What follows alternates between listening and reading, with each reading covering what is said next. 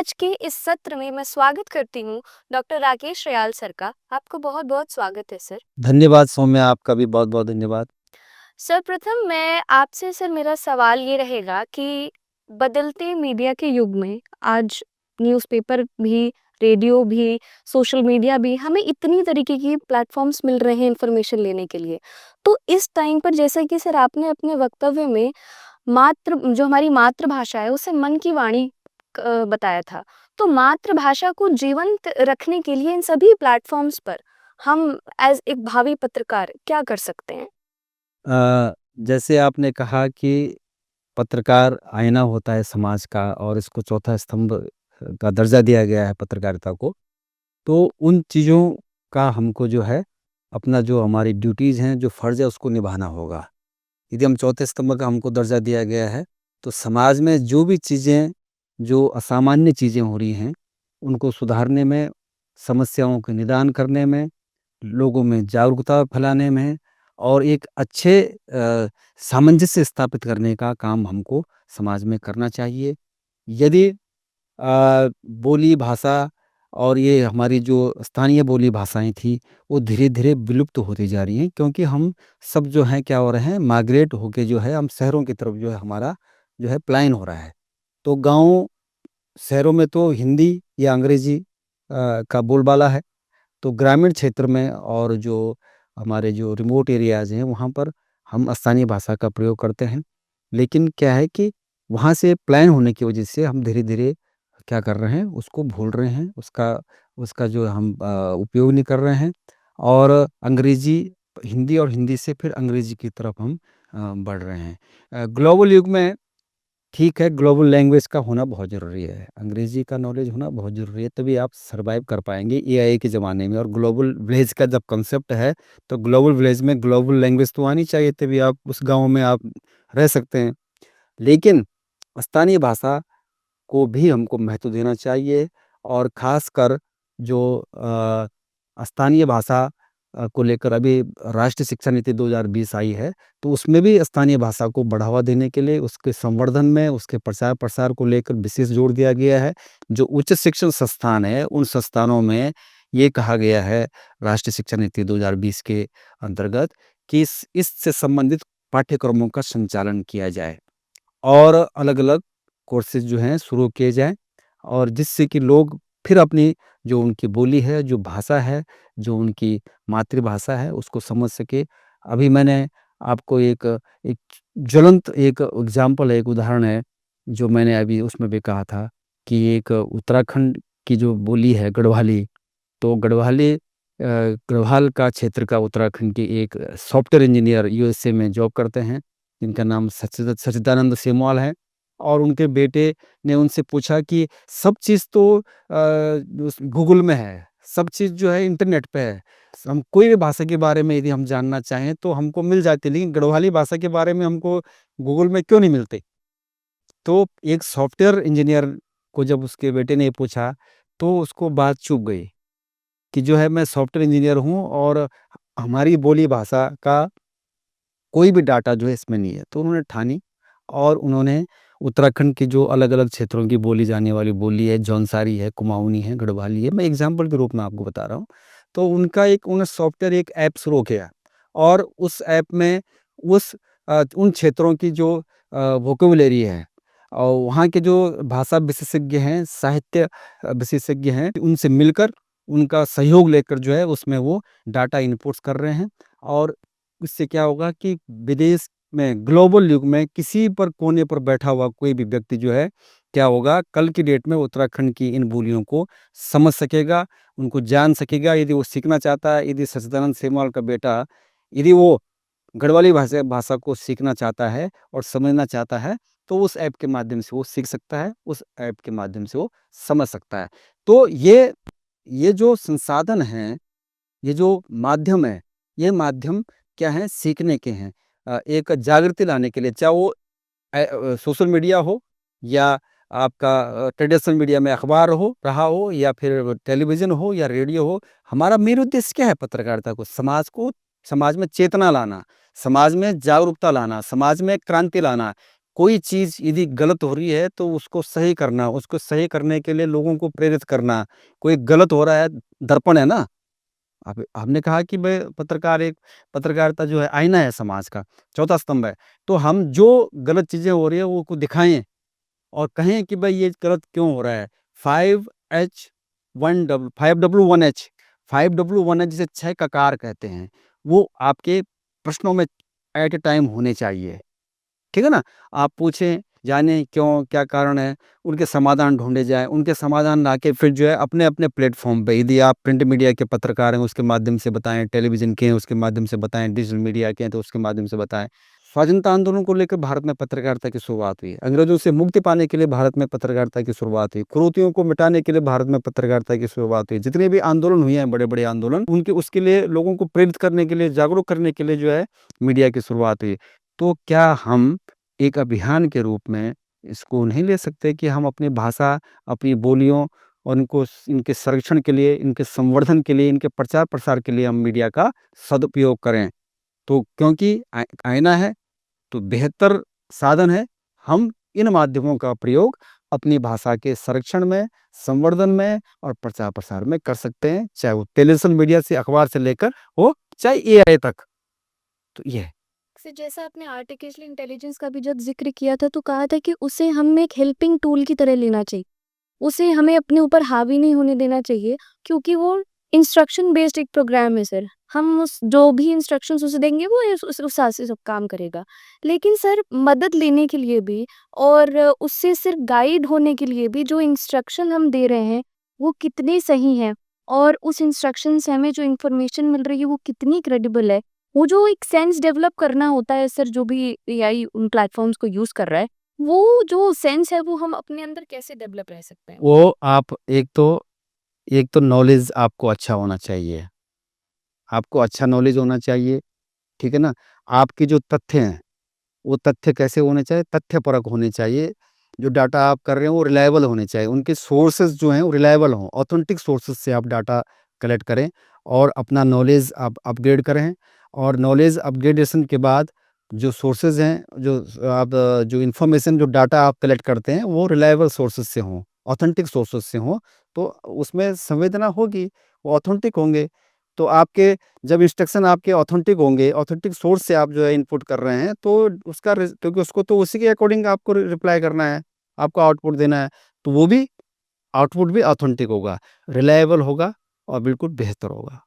आपने बताया कि जब कभी भी हम अपने अच्छे रिलेशन किसी अधिकारी के साथ बिल्ड करते हैं, तो हमें कहना नहीं पड़ता है कि हमें भई उसकी खबर चाहिए। वो खुद इस कोऑर्डिनेशन में और हमारा रिलेशन इतना स्ट्रॉन्ग होता है उनसे कि वो हमें इस बारे में सूचित करते हैं। तो ये जो रिलेशन है, ये जो क्वालिटी है, वो एक जर्नलिस्ट में, एक पब्लिक रिलेशन फील्ड में जो काम कर रहा है, वो उसके अंदर कैसे डेवलप हो सकती है? देखो कि प्रवृत्ति और व्यवहार, प्रवृत्ति जो होती है, वो प्राकृतिक होती है और व्यवहार को आप क्या करते हैं, जो आप परिस्थितियों के अनुकूल आप जो है परिवर्तन करते रहते हैं। तो आपको अपना व्यवहार इस तरह से तैयार करना होगा। व्यवहार का मतलब व्यावहारिकता, जो एम्पिरिकल है, ठीक है ना? जो आप सीखते हैं समाज में, अनुभव से प्राप्त करते हैं। तो आप अनुभव करिए समाज में, अपने ऐसा अनुभव करिए, ऐसा आप अभ्यास करिए कि आपके आपके जो है कि आपकी बात में, आपके प्रश्नों में, आपके स्वभाव में व्यावहारिकता हो और वो व्यावहारिकता से क्या हो कि दूसरे प्रभावित हों और जब आपकी व्यावहारिकता इतना अच्छी होगी, तो दूसरा आपसे प्रभावित होगा। तो आपके अच्छे रिलेशन जो है उनसे इस्टेब्लिश होंगे और फिर बीच-बीच में आप वो अपने रिलेशन मेंटेन करने के लिए आपको जिसे पीआर की भाषा में कहते हैं कि पीआर मैनेजमेंट, ठीक है ना? तो उसके लिए भी आपको प्रयास करना चाहिए। समय-समय पर जाइए, मुलाकात करिए, है ना? और कभी फ़ोन पे आप बात करिए। तो ये सारी चीज़ें रिलेशन इस्टेब्लिश करना और फिर उनका मैनेज करना, ये दोनों चीज़ें आपके हाथ में हैं। सर, आपने संचार की बात करते हुए ये भी कहा था कि वह संचार किसी काम का नहीं, जब तक आपके उस संचार में आपकी संस्कृति ना झलकती हो। आपके संचार में संवेदना होनी चाहिए, आपकी संस्कृति की झलक होनी चाहिए। तो ये जो संवेदना है हमारे संचार में, वो सर कैसे आएगी? किताबें पढ़कर, अखबार पढ़कर, बातचीत कर ये क्वालिटी हम अपने अंदर कैसे ला सकते हैं? व्यावहारिकता से, जी। एक्सपेरिमेंट से, एक्सरसाइज से। आप समाज में एक ह्यूमन बीइंग की तरह आप जो है, ठीक है, आप रिपोर्टर हैं, रिपोर्टर के साथ-साथ आप ह्यूमन बीइंग भी हैं। तो उस तरह से आपको जो है व्यवहार करना चाहिए।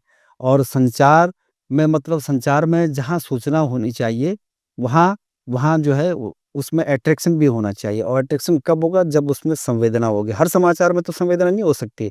हम भाषा की बात कर रहे हैं, कि भाषा की बात हम कर रहे हैं कि भाषा में संवेदना होती है। और जो है क्या है कि आर्टिफ़िशियल जो इंटेलिजेंस है, वहाँ से तैयार की हुई कोई भी कंटेंट उसमें नहीं हो सकती। तो जैसे आप यदि संवेदन युक्त आप कंटेंट डाटा एंटर करेंगे एआई में, तो आपको संवेदन युक्त आउटपुट ही मिलेगा।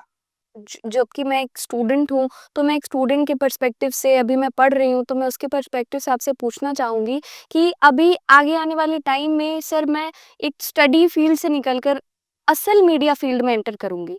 तो जो इस बढ़ते युग में, क्योंकि सर आपने बताया कि आपने वो टाइम भी देखा है जब आप एंटीना सेट करके टीवी देखते थे। वो एक समय था, धीरे-धीरे करके न्यूज़पेपर, रेडियो, सोशल मीडिया, अब जो मोजो का समय है।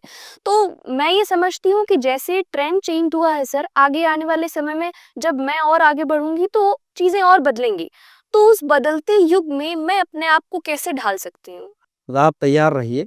आप दिमाग में अपने एक इस चीज़ को लेके चलिए कि ये अभी इतने तक सीमित नहीं है।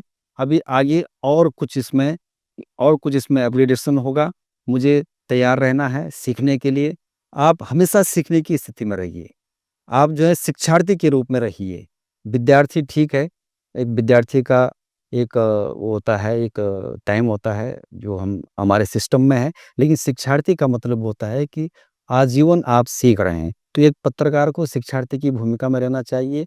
जो भी वो किसी भी तरह से वो अपने आप को, जो भी चीज़ें अपग्रेड हो रही हैं टेक्नोलॉजिकल, और जो भी नए-नए जो हैं वो आ रहे हैं, आयाम आ रहे हैं, तो उनमें अच्छे ये हम यूज़ टू के लिए उनको क्या करना पड़ेगा, अपने आप को तैयार रखना पड़ेगा।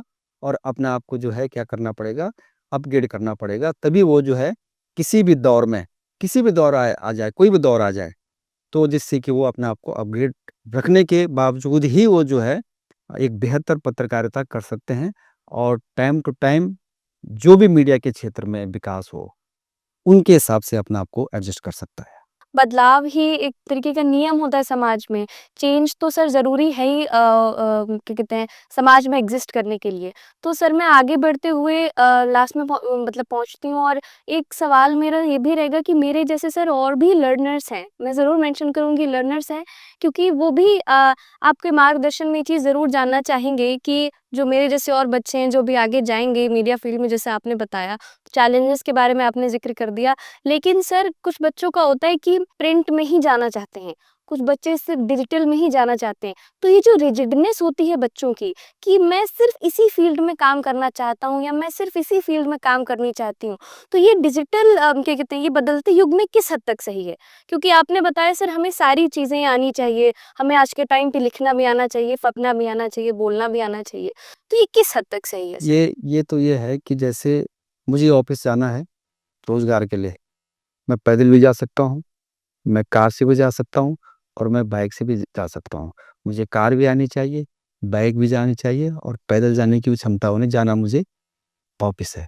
तो ये एक उदाहरण है इसका कि हम किसी भी फ़ील्ड में जाएँ, प्रिंट डिजिटल मीडिया, कोई प्रॉपर डिजिटल मीडिया तो ऐसी चीज़ है ना कि जो एक नया अपग्रेड वर्ज़न है मीडिया का, ठीक है? जब आपको लिखना आएगा तभी तो आप डिजिटल मीडिया में काम कर पाएँगे। जब आपके पास नॉलेज होगा, तभी तो आप डिजिटल मीडिया के लिए काम कर पाएँगे, है ना? जब आपके अंदर रिपोर्टर के गुण होंगे, तभी तो आप डिजिटल मीडिया के लिए अच्छी रिपोर्टिंग कर सकते हैं।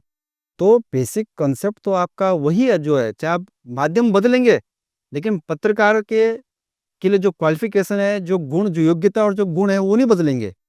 उसका काम वही होगा, लोगों को जागरूक करना, तथ्यपरक सूचना लोगों को प्रदान करना, लोगों को नॉलेज देना, समाज को प्रेरित करना, समाज में जागरूकता लाना, गलत को गलत कहना, सही को सही कहना, ये तो उसके मेन वो है ना। वो माध्यम कुछ भी बदल सकता है, उससे क्या मतलब? वो तो एक किस्म से माध्यम बदल रहे हैं ना। पत्रकार के जो क्वालिफ़िकेशन है, जो उसके गुण होने चाहिए, वो नहीं बदलेंगे। वो तो यही असर रहेंगे। जैसे कि आपने सर हम लोग को समझाते हुए भी कहा था कि सिर्फ क्वालिफ़िकेशन नहीं बल्कि क्वालिटी भी बहुत हाँ, ज़्यादा इम्पोर्टेंट बहुत है। ज़रूरी है। जी। तो इस इंटरव्यू को यहाँ पर एंड करूँगी एंड आपका धन्यवाद देती हूँ सर कि आपने हमारे जैसे और लर्नर्स को ये सारी चीज़ें मोटिवेट करी और बताया कि आगे आने वाले टाइम में हमें क्या-क्या चैलेंजेस फेस करना पड़ सकता है और कितना इम्पोर्टेंट है फ्यूचर जर्नलिस्ट के लिए, एस्पायरिंग जर्नलिस्ट के लिए कि वो अपने आप को अप टू डेट रखें। क्योंकि चेंजिंग ट्रेंड्स का कोई भरोसा नहीं है कि वो एक कब क्या चीज़ नई आ सकती है। जैसे कि आपने कहा था कि आज एआई है, कल को और भी कुछ आगे आ सकता है। तो अपने आप को हमें अपग्रेड करने की बहुत आवश्यकता है। एक बार फिर मैं आपका बहुत-बहुत धन्यवाद देती हूँ। आप हमारे साथ इस इंटरव्यू में जुड़े और हमें इतनी ज्ञानवर्धक बातें की आपने। आपका बहुत-बहुत धन्यवाद सर। धन्यवाद सौम्या, आपका भी बहुत-बहुत धन्यवाद।